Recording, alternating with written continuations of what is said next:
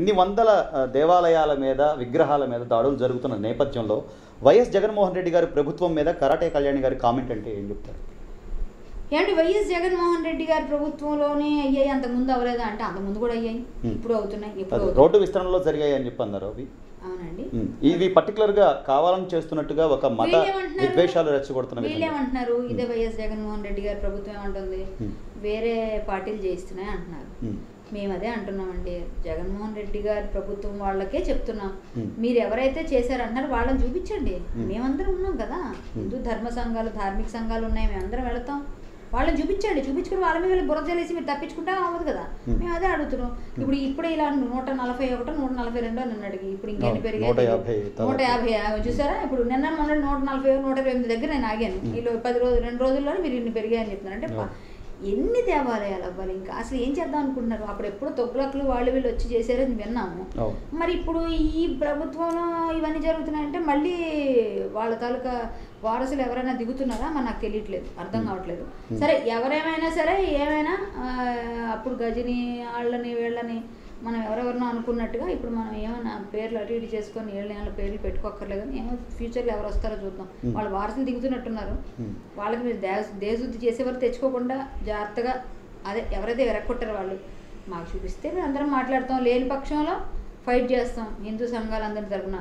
ఖచ్చితంగా నేనైతే పోరాటం మీద ఆపనండి. దేవాలయాల దాడులు అనేవి ఖండించాల్సినవి తీవ్రంగా. జగన్ గారి ప్రభుత్వం ఆయన ఏదో చట్టం తీసుకొచ్చి ఒక జీవో గట్టిగా చేస్తే గో సంరక్షణ కావాలి మాకు, అలాగే ఈ దేవాలయాల దాడులు ఈ రెండింటి గురించి చట్టాలు తీసుకొచ్చి చేస్తే చాలా హ్యాపీ ఫీల్ అవుతాం. చెయ్యకపోతే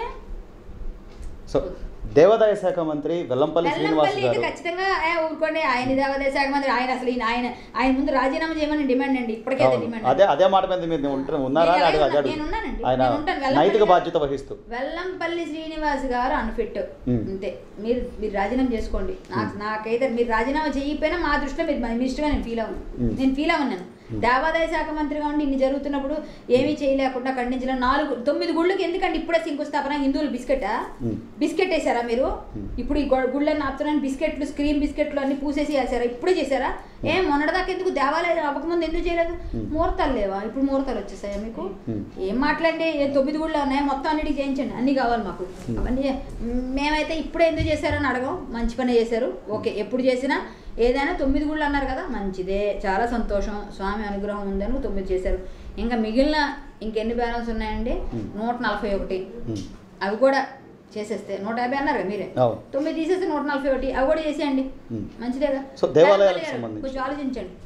దేవాలయాలకు సంబంధించి ఇప్పుడున్నటువంటి కనకదుర్గమ్మ వారి క్యాలెండర్లో అమ్మవారి పటం లేకుండా, అమ్మవారి ప్రతిమ లేకుండా కేవలం ముఖ్యమంత్రి గారి బొమ్మ మాత్రమే ప్రచురించి క్యాలెండర్ని వేయడాన్ని అంటే హిందూ సంస్కృతిని మీరు ఖచ్చితంగా గట్టిగా దాన్ని వాదిస్తారు కాబట్టి మీరు ఏం చెప్పదలుచుకున్నారు? ఇప్పుడు మీరు అడిగిన ఈ దుర్గగుడి క్యాలెండర్ విషయంలో నాకు చిన్న బొమ్మ ఉందని చెప్పారు. చిన్న బొమ్మ ఉంది, ఈయన పెద్ద విగ్రహం, పెద్ద ఫోటో.